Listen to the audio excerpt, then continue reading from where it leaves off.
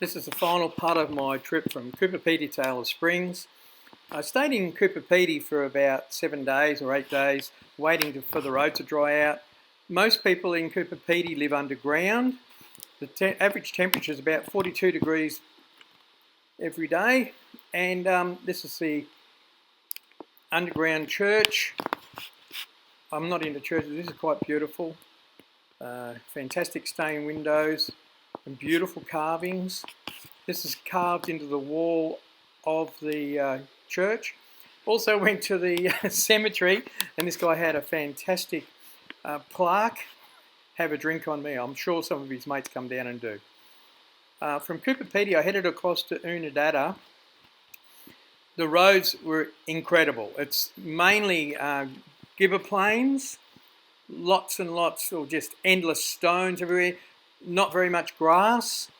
One of the things that was really surprising, there was a lot of mica. I thought it was broken windscreens, but it wasn't. It was just mica everywhere, all over the plains, and it glistened in the sun.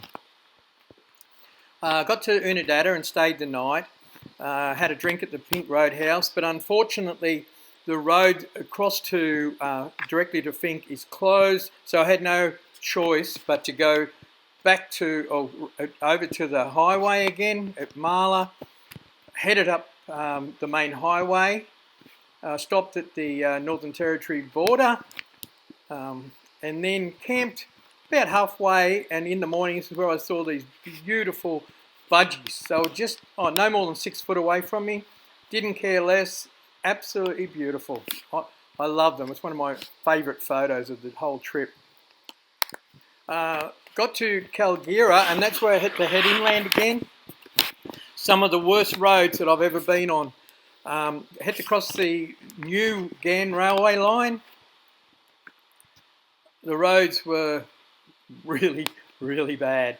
I had to fill up with fuel because at Fink there's no access. The community's really scared about the coronavirus. They do have a fuel station, but no fuel or service. They just want you to keep going. They're really scared about the coronavirus. It's 235 kilometres to Alice on the Fink track.